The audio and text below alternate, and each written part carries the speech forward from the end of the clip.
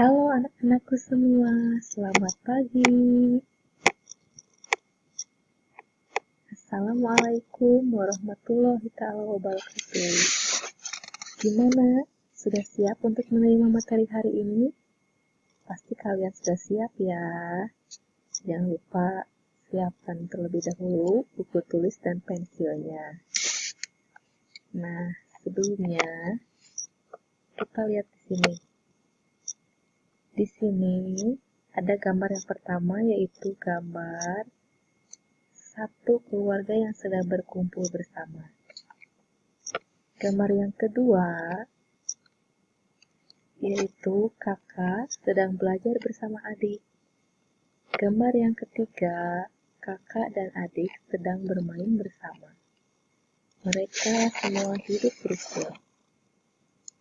Nah, untuk pembelajaran kali ini, kita berada pada tema 1, hidup rukun. Subtema 1 yaitu tentang hidup rukun di rumah. Nah, sekarang sebelum masuk ke dalam materi, kita harus tahu dulu tujuan pembelajaran yang harus kalian capai. Tujuan pembelajaran yang pertama yaitu dengan diberikan teks cerita tentang hidup rukun yang mengandung ungkapan, siswa dapat menyebutkan ungkapan yang terdapat pada teks cerita tersebut dengan tepat. Itu tujuan pembelajaran untuk mata pelajaran Bahasa Indonesia. Selanjutnya, yaitu dengan diberikan kumpulan kubus lebih dari 100, siswa dapat menyatakan kumpulan objek dengan bilangan sampai dengan 500 dengan benar. Itu tujuan pembelajaran untuk mata pelajaran matematika. Selanjutnya, kita lihat lagi yuk. Tujuan pembelajaran untuk mata pelajaran SPDP. Di sini, dengan diberikan lagu anak, siswa dapat membedakan panjang pendek bunyi pada lagu anak dengan tepat. Nah, sekarang kita lihat.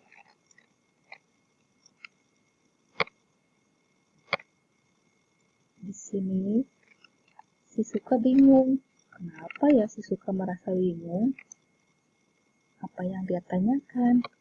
Ternyata, si Suka bertanya, ungkapan itu apa ya?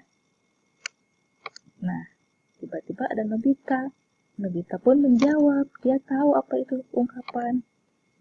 Jawab Nobita yaitu, ungkapan adalah gabungan kata yang membentuk arti baru di mana tidak berhubungan dengan kata pembentuk dasarnya.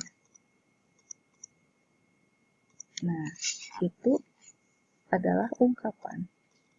Kita lihat. Setelah kita mengenal pengertian dari ungkapan itu sendiri, di sini ibu mempunyai cerita pendek yang berjudul Ayah dan Ibu Menyayangi Mutiara dan Udin. Kita baca sama-sama ya anak-anak. Suatu hari ayah membawakan buah tangan untuk Mutiara dan Udin. Mutiara mendapatkan buku cerita. Udin mendapatkan mainan. Mutiara dan Udin berterima kasih kepada ayah dan ibu. Mutiara dan Udin tidak saling berebut oleh-oleh. Ayah dan ibu bahagia melihat buah hati mereka selalu rukun. Nah, setelah kita membaca cerita pendek tersebut, apakah ada kata-kata yang tidak kalian mengerti? Coba sekarang kita lihat lagi ya dalam cerita tersebut. Ada kata yang bercetak miring. Kata yang pertama adalah kata di sini buah tangan. Dan kata yang kedua adalah buah hati. Nah, kata-kata yang bercetak miring ini adalah sebuah ungkapan. Kata-kata tersebut mempunyai arti, namun memiliki makna yang sama.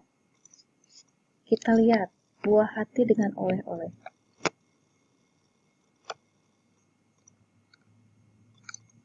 Buah tangan sama dengan oleh-oleh. Buah hati sama dengan anak. Atau di sini berarti buah tangan itu memiliki arti sama dengan oleh-oleh. Buah hati memiliki arti sama dengan anak atau juga bisa disebut dengan anak kesayangan. Jadi, setiap ungkapan itu mempunyai arti ya anak-anak. Sekarang kita lihat lagi. Jika di sini ada sebuah kalimat yang pertama, ayah pulang dari Bandung membawa buah tangan. Kita buat lagi kalimat dengan tanpa menggunakan kata ungkapan atau arti dari ungkapan itu sendiri. Misalnya contoh, ayah pulang dari Bandung membawa oleh-oleh. Contoh kalimat yang kedua, Tino adalah buah hati orang tuanya. Dan mempunyai arti kalimat yang sama, Tino adalah anak orang tuanya. Nah, sekarang kalian sudah mengerti kan kata yang menggunakan ungkapan dan arti-arti dari ungkapan itu sendiri. Selanjutnya, kita lihat. Odi menyimpan buku pelajarannya di rak buku. Di sini ada beberapa rak buku yang berisikan buku-buku. Nah, sekarang bagaimana caranya kita menghitung buku-buku tersebut? Coba di antara kalian siapa yang tahu cara menghitung buku-buku yang ada dalam rak buku-buku tersebut?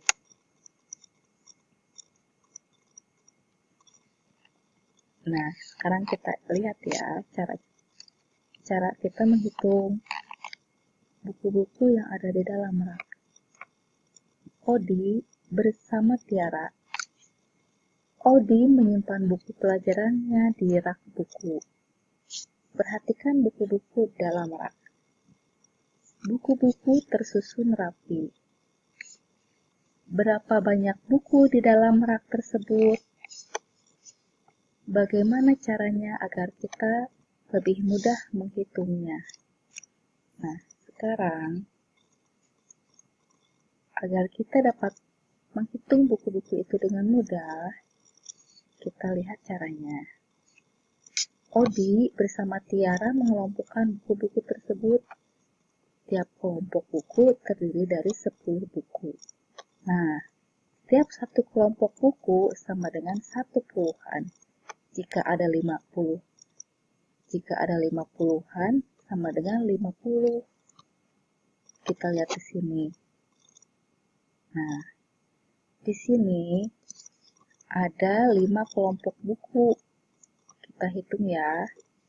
Jangan lupa juga, tiap kelompok buku berisikan 10 buku. Kita hitung di sini. Ini satu kelompok buku yang berisikan 10. 10 buku ini ditambah 10 tumpukan buku atau 10 kelompok buku, ditambah lagi 10 kelompok buku menjadi 30 kelompok buku, ditambah 10 kelompok buku menjadi 40 kelompok buku, ditambah 10 kelompok buku, 40 kelompok buku ditambah 10 kelompok buku sama dengan 50. Jadi, buku-buku yang sudah tersusun ini terdiri dari 5 kelompok buku dan bisa disebut juga dengan 50. Ditambah ada buku yang tersisa nih dalam raknya. Kita lihat ada berapa buku ya yang tersisa. Oh, ternyata ada 7 buku yang tersisa. Jadi, banyak buku ada 50 ditambah 7 yaitu 57. Coba kalian ingat-ingat ya. Sekarang kalian sudah mengerti kan cara kita mengelompokkan buku-buku. Kita lihat lagi. Sekarang kita perhatikan kembali buku-buku dalam rak. Nah, buku-buku di dalam rak dikelompokkan sebagai berikut. Ternyata, buku-buku di dalam rak dapat dikelompokkan sebagai berikut. Kalian masih ingat kan tadi Setiap kelompok buku terdiri dari 10 buku. Nah, kita hitung di sini. Di sini kita lihat sudah ada 100. Apakah benar?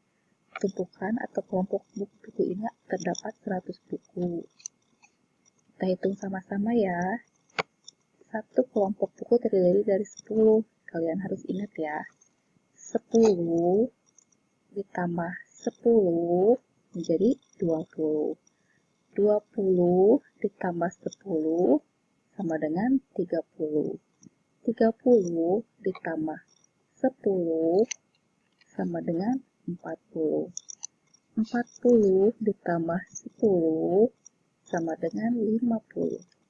50 ditambah 10 sama dengan 60. 60 ditambah 10 sama dengan 70. 70 ditambah 10 sama dengan 80. 80 ditambah 10 sama dengan 90. 90 ditambah 10 sama dengan 100. Nah, jadi ternyata ada 10 tumpukan buku. Artinya, rak buku berisi 100 buku.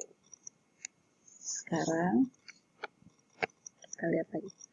Amatilah gambar berikut. Hitunglah jumlah kubus dengan teliti.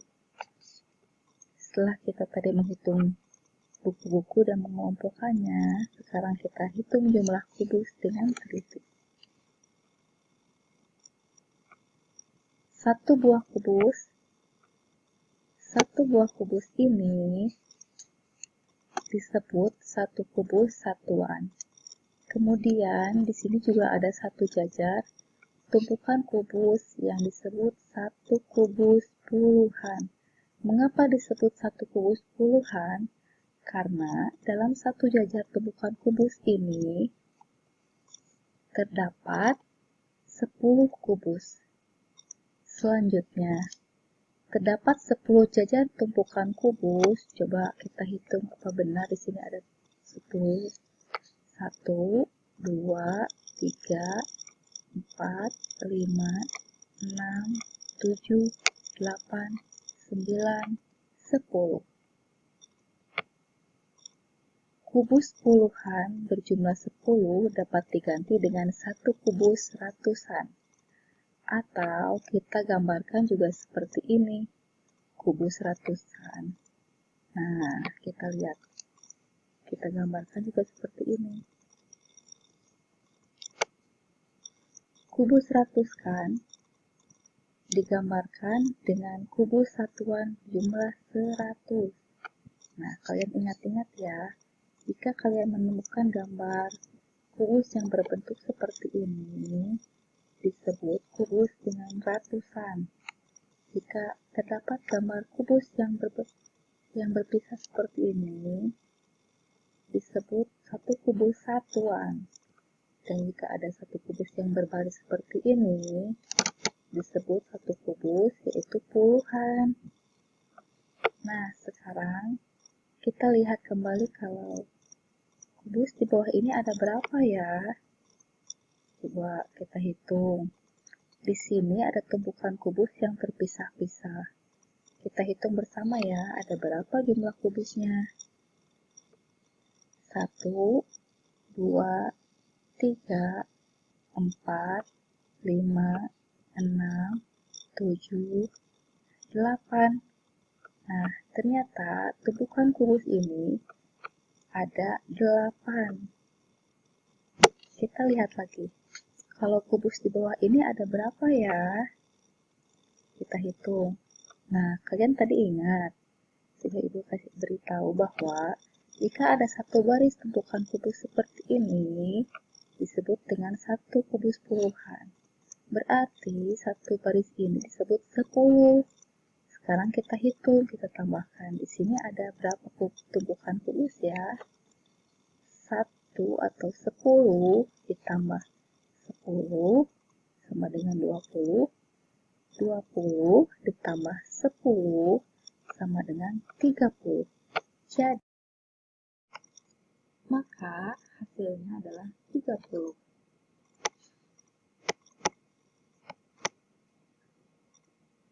Kalau kubus di bawah ini ada berapa ya? Nah, kita lihat. Kalian masih ingat kan? Jika gambar kubus yang berbentuk seperti ini disebut kubus ratusan. Di sini terdapat 2 kubus ratusan. Maka 100 ditambah 100. Hasilnya adalah 200. Kita lanjut ke dalam soal latihan ya. Di sini ada 100 kubus ratusan, ada 1 kubus ratusan, ditambah 3 kubus puluhan, ditambah 8, maka banyaknya kubus ada 138. Jadi 138 dibaca 138. Nah, kalian sekarang sudah tahu kan bagaimana cara menghitung jumlah kubus dalam jumlah ratusan. Selanjutnya, Odi gemar membaca. Ia gemar membaca banyak buku cerita anak. Ada buku cerita anak, ada buku pengetahuan, ada buku nyanyian. Nah, saat ini Odi sedang membaca buku nyanyian. Sekarang kita nyanyi bersama-sama Odi ya. Ternyata Odi sedang membaca buku nyanyian yang berjudul Ramah dan Sopan. Nah, di antara kalian, siapa yang sudah tahu lagu yang berjudul Ramah dan Sopan? Jika kalian belum tahu, kita nyanyi bersama-sama ya. Bukannya congkak, bukannya sombong, yang disayangi, handai dan taulan, hanya anak yang tak pernah bohong, rajin bekerja, beramah dan sopan. Sekali lagi ya.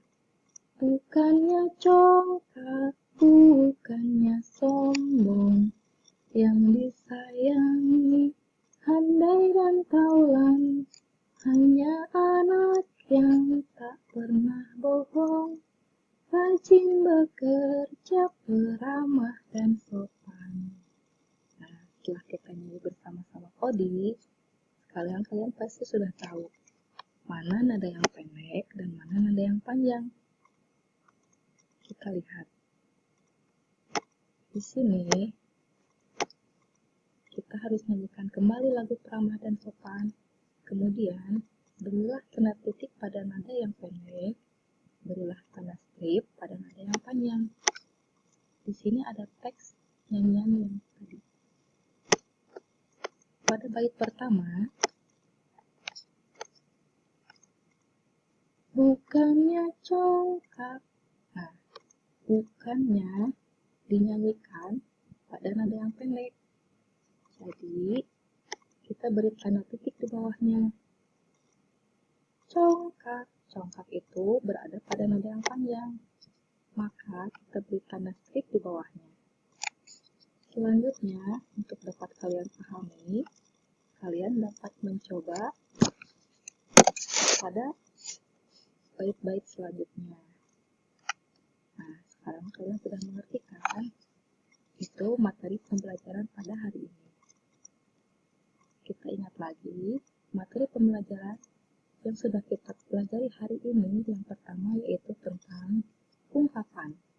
Yang kedua, yaitu tentang bilangan sampai 500. Yang ketiga, yaitu menentukan panjang dan pendek nada.